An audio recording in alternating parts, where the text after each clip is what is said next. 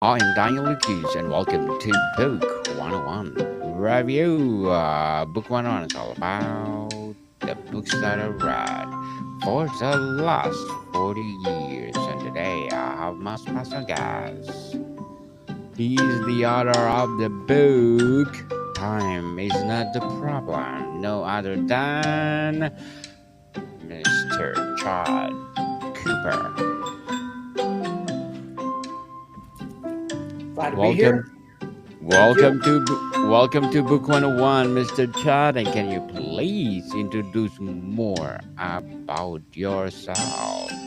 You betcha. Well, I appreciate being invited on to talk about the book. 101 is kind of a story of my life. And for me, that is about being the consummate or always the student in life. There are times where I lead and I'm the teacher, but we should never forget to go back to our roots, which is the 101. So my roots were really about my upbringing. Once I left home 2 days after I graduated high school, I went into the Marine Corps. From there, I went into the business world and retired at the ripe old age of 35 years old from Microsoft Corporation and became the primary caregiver for our son, who is off and flourishing in the world. I'm an empty nester, have built a executive coaching career in that time. I've been an elected official for a decade and we just had some wonderful, wonderful adventures. But I've had the privilege of coaching and consulting for anywhere from billionaires and professional athletes and world title events to multi gold medal Olympians and silver medalists. But the book was really about from the age of 35 backwards. And in that, Daniel, what I realized is I started, I think, around the age of 18 or 17 years old, envisioned what did I want my life to look like for the next, 20 some odd years.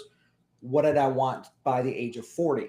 And I accomplished it 5 years ahead of time. And I very quickly realized retirement is for the birds. I'm not the retiring kind of person. I keep trying and I keep failing at staying retired.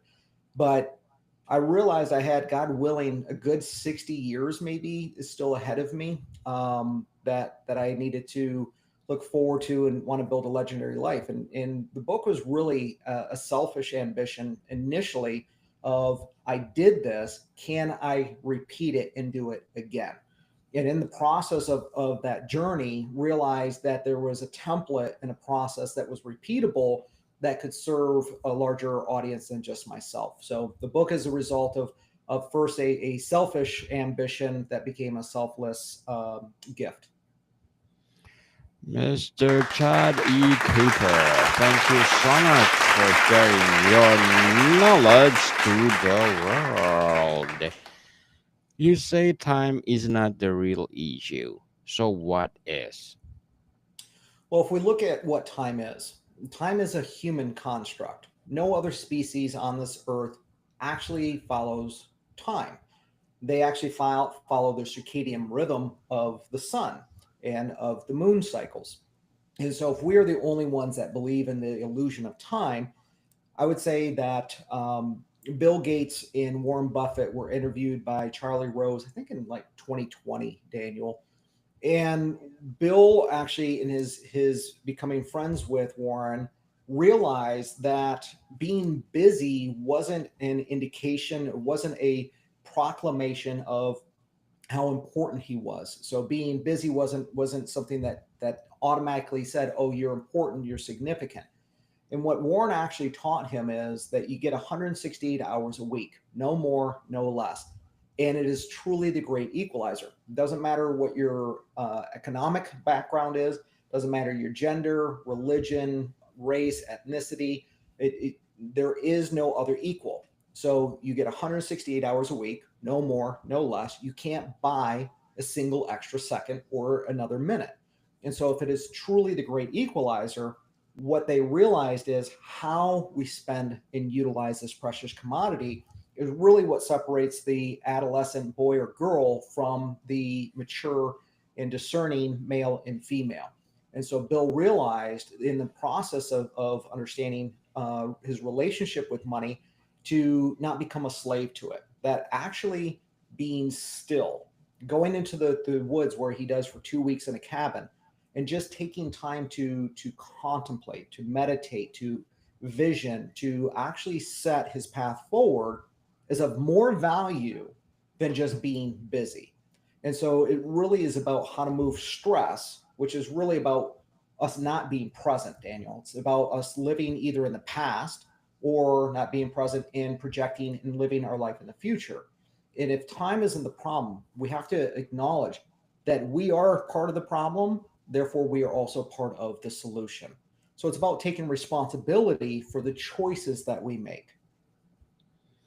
Beautifully articulated, Mr. Todd. Very well said. Can you give us a brief overview of the four core strategies you introduce in the book? Sure. Let me start with one of the fun chapters, really, that is padding isn't just for furniture. And we look at our calendar, and many people, if you look at Steve Jobs before he passed, he was adamant about not allowing one single application into the iPhone or onto the iPad. And that application was the task list, because a task list is nothing more than another calendar. It's a separate calendar with just a different exterior or different skin. So our calendar, we can look at 7 days a week. And when we look at those 7 days, we can very quickly determine how much padding, how much space, how much capacity have we allowed for the urgent and important things that happen in our life. So Daniel, after this interview is done, you may have to have a bio break. You may have to get to another location. You may have to transition to the next doing this thing. And the question is do we allow for that transition, or are we on this conversation right now? Somebody tuning in and listening, and while they may be physically present, mentally they've already checked out, and mentally they're already on to the next agenda, the next item. And so when we actually allow our calendar to serve us instead of us being enslaved by it, we have to put some padding in there, some cushion to allow for those unexpected and unplanned opportunities, expectations, demands, whatever we want to say, to be able to gracefully be able to flow in and out of our lives. And so what we need to do is actually capture and kind of dump in our head. The second concept is to be able to dump out everything that's in our head, put it onto a capture list. Some people might call that a to-do list. And at the end of the day, or at certain points in the day, we empty that entire list and we move it into our calendar. And when we actually pick it up and move it into our calendar, and the thing with that, Daniel, is we may find that it may be 2 months from now, maybe 2 hours from now, maybe 2 weeks from now. When we find space, what we're actually doing is saying we're honoring that 168 hours. And we say, I am carving dedicated time out to address this, which means we have the freedom and the choice to be present. We don't have to focus about it because we know we've already planned for it to come up. And we already know that we don't have to worry about this list, this laundry list that is overwhelming us and building and building and building. It allows us to actually let go of the past, let go of the future, and simply be present in the moment, which allows us to ask ourselves, who do we want to be in the midst of whatever we're doing? So there's a couple of principles of the book. Mr. Chad, how do these strategies work together to reduce stress and increase success? There's a couple of elements to that, Daniel. One is empty our minds, just brain dump and then put it into the calendar. Now, when we put it into the calendar, realistically, we're going to have certain things, Daniel, that we say, I don't know where this is going to go. Or, hey, I have a trip that I want to plan, a vacation I want to plan, and it requires multiple steps. When do I get started? And so what we may end up doing is saying, let me just carve some time out on the calendar for an hour, just as a hypothetical example, that says begin the process, or for you up in Vancouver, the process of being able to begin that journey. And so we may have a place where we actually have research travel destination, right? Are we going to go to the Caribbean? Are we going to Hawaii? Are we going to Europe? Where are we going on vacation to? We may have to do some research and book for airfare, hotels, all of those activities. Now, if we're really good, we may say, okay, I'm just going to block those out. But we have realistic demands. And so what we may do is say, fine, I'm going to take time out maybe on a Sunday to plan that out over the next, couple of months or the next couple of weeks. But there will be some things that we say we're not going to get to. And so it is okay to have a list of things that we aren't doing now. And we can then say maybe every quarter we carve time out to actually say, I'm going to look at this list and see what am I going to commit to. I can take it off of that not doing never list and put it into the calendar to start that process. That allows us to reduce or dissolve the stress and have a formula for success. So we have the assurance, we have the clarity, we have the understanding that we're actually taking deliberate time to fully and properly address and resolve this. Therefore, it's not in our brain. We're not attached to it. So we can become unattached and remain present. The second thing that we can do in that stress is we have been indoctrinated. We have been trained to use certain language, certain protocol, certain sentence structures in our calendar. Like in the morning, if you want to do physical fitness, you might put the word workout in your calendar. Well, nobody wants to work out. That alone is just a limp and arduous word for most people, right? So the second thing we can do is understand our purpose is not actually the title on our desk, how much money is in a bank account, what badge we have on the hood of our vehicle or purse. It's not a thing. Our purpose is how do we want to feel consistently on a day-to-day basis. So what are the emotions? What are the feelings that we experience through our career, through our relationships, through literally driving the vehicle that we drive? They emote. And what we want to do is give ourselves permission to be socially inappropriate and put those emotions right in the subject line of our appointments.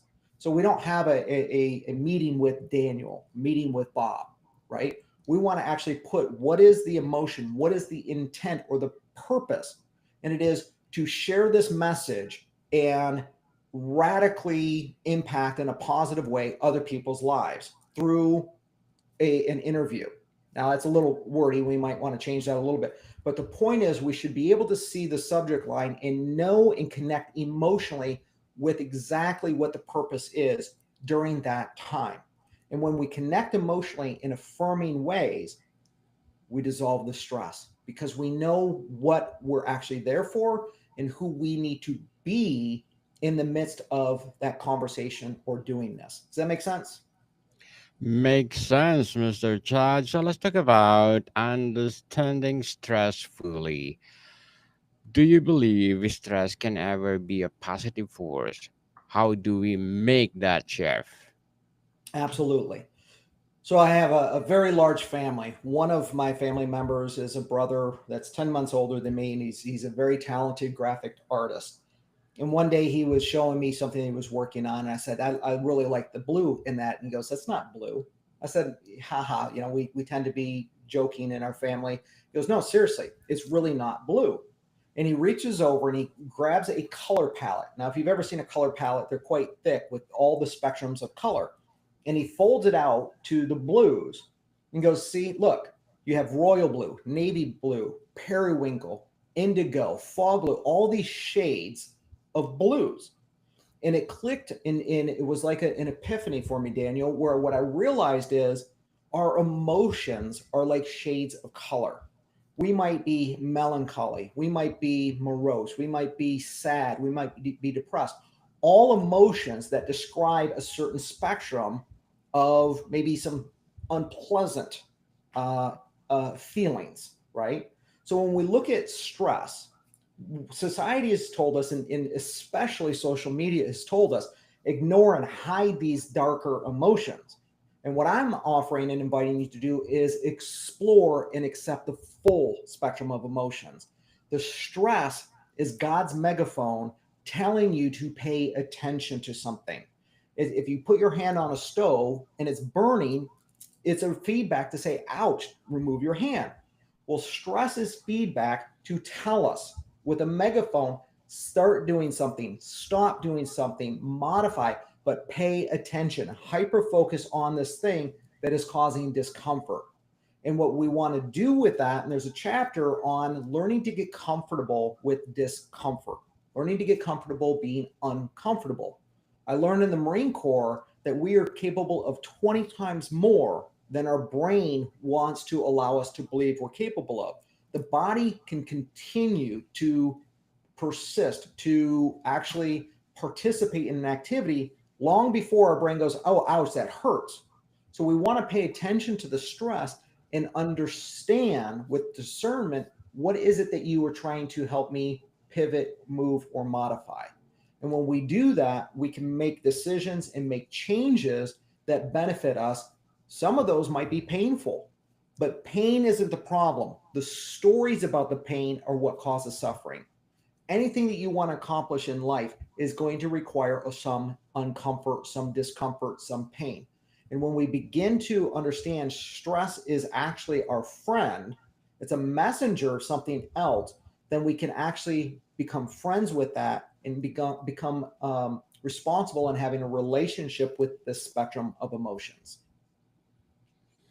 Very well said, Mr. Chad. Again, very well said. So let's talk about strategies in action. Which of the four strategy do people usually struggle with the most and why? Um, there's two that are keep popping up again and again, and I actually struggle with one of them still to this day. And one of those is the persistence and consistency. So we can adhere to the principles, to the strategies, and be really good, Daniel. And then we go, I got everything on cruise control. I've got my emotions in the subject line. I'm actually in control of my calendar. It's not controlling me. We could be doing really well. And we go, but now I'm busy with these other things. I can just take my foot off the gas. I don't have to plan for the next 168 hours. I don't have to do the cleanup work at the end of the day. In other words, what happens is we become lazy or we convince ourselves we don't have to follow these principles. But these principles, some of these are like breathing. You can only go so long before you have to take a breath before it becomes really detrimental. Some others are like water. We can go about 4 days without that, right? And some of them are without eating.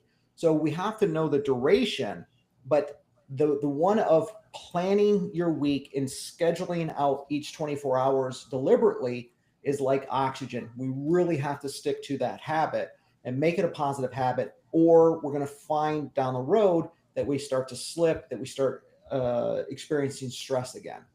And then the second is most people have a really hard time actually connecting with what are our core primary emotions. Most people can get to about six. I'm happy, I'm sad, I'm pissed is the primary one for a lot of military veterans, right? But we also have other emotions. And what we really want to do is get to a relationship in an intimacy with ourselves where we can actually understand about 12 of our primary emotions. And the more that we understand our emotions and our go-to emotions that affirm and inspire us, then the more we actually can connect with the purpose of each appointment, each activity that we're going to undertake.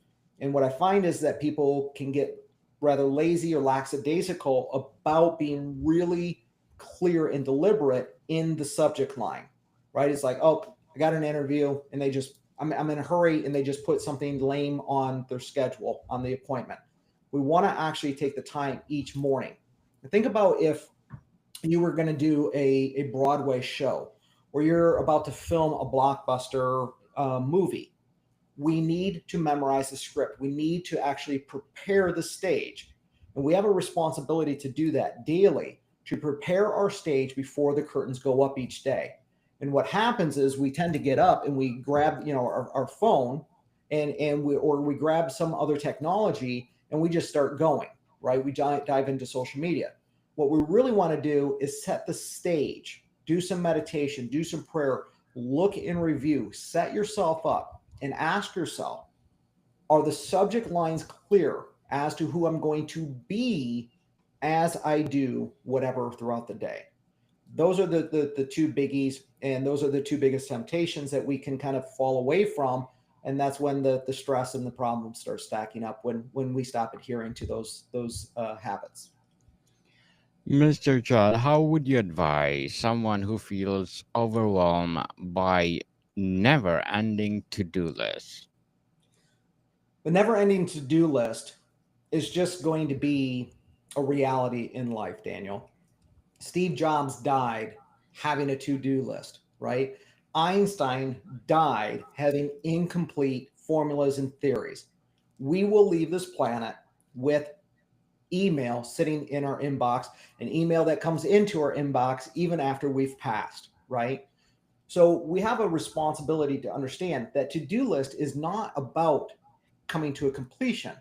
It's kind of like when you decide to run a marathon. It isn't just about the finish line alone. It's actually about the journey as much as it is crossing the finish line. And so we want to actually take responsibility to understand that to-do list, we have to have a relationship where stuff comes in and stuff goes out. And what we want to do with it as it goes out is to move it into our calendar and off of that to-do list. The more we get rid of that to-do list down to a zero list, the better we are to actually live a worthwhile, quality, happy life. And by doing that, we actually take responsibility, and we also understand that happiness is not an effect, it's a choice. So we have a choice. Do we want to actually find where we're going to actually commit to reducing that list down to zero by moving things into our calendar? Do it for 2 weeks, commit to it for 2 weeks, and capture your emotions for those 2 weeks and contrast that to before you started doing that. And ask yourself, do you have more presence? Are you less stressed? Are you experiencing more joy and ease? Do you have more affirming emotions, or do you find that there's no difference or that it's been a detriment? I've yet to have a single person say, oh, this was useless. I'm going to go back to what I was doing before. Every single person goes, I'm committed. I can't believe the benefits exceed beyond my wildest imagination. Mr. Chad, how can leaders and managers use your framework to create a healthier work culture? Well, the word culture is really a good start for that. Leaders do not dictate over top of others. They actually come alongside their customers, their employees, their community. And so what they can actually do is walk the walk. They can institute themselves, and then they can come alongside and institute this behavior into their company, into their community, into their family. The more that you build a culture around this behavior, the more that it's going to be reciprocated, the more that it's actually going to be fostered and become part of a way of life. And what you'll find is that your customer satisfaction scores go up. What you'll find is that your employee satisfaction scores go up, and people just have a less stress, a happier demeanor, and just a better general joy about themselves when they unfold this. So leaders can come alongside and actually help implement this by doing it themselves. Mr. Chad, what will be your short term and long term goals in writing? Well, I'm actually in the process of taking a lot of the work right now from some of my predecessors, some of my mentors, people that are well known celebrities around the world. And many of these are, in order to have proximity, in order to work directly with them, they're very expensive, to the tune of $150,000 or more. And I've had a foundation for 20 years where we go and help people around the world in developing parts of the world as well as in the developed parts of the world. So we're actually taking all of that knowledge, Daniel, and we're breaking it down into bite-sized pieces and going to create a content library and offer it at a price that's never been seen before, where people in the developing parts of the world, India, China, Central America, etc., can afford to have the same access to this information so that they can move past inspiration and motivation and actually create transformation in their life because they have the ability to implement that knowledge. Right now, they can't access it because they can't afford it, because they don't have the technology to be able to do that. So we're actually in the process of taking that and building a content library, which will probably turn into some books as well, to be able to create an impact in the volume of multi-millions of people.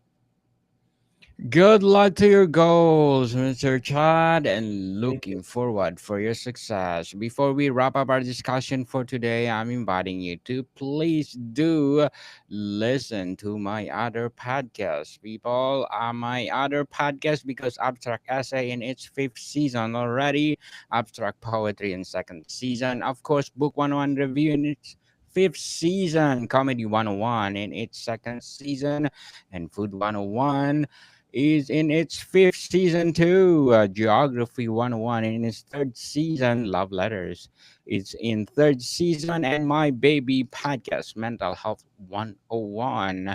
My movie 101 review in its third season, as well as my music 101. Please do listen wherever you listen your podcast. So, Mr. Chad, what would you say to someone who believes success is always requires stress and sacrifice? I would say anything great will require some pain, but don't make the error or the mistake of believing that pain is part of you. It may be going along for the ride. You may want to put it in your pocket because that's part of the formula for success. But treat it like a recipe for a really great cookie. You want it to be the ratio of salt, not the ratio of flour or sugar. Allow the joyful things, allow the things that inspire and the strength of your purpose to be those larger doses. But we have to accept that the salt is required for a great legendary life as well. Definitely, totally agree, Mr. Chad. Salt is needed to everyone. Mr. Chad E. Cooper, thank you so much for sharing. Time is not the problem to the world. So, can you please invite our listeners to support your book? Absolutely. You'll see that posted on my website as well, chattycooper.com. Go to yours, Daniel. You've got many selections and options there, and I wish everybody all the best. Yes, people, let's support Mr. Chad E. Cooper, because if you support him, more and more and more empowering books like this to come. So, Mr. Chad, thank you so much for your time. Thank you. Bodycom people, see you soon.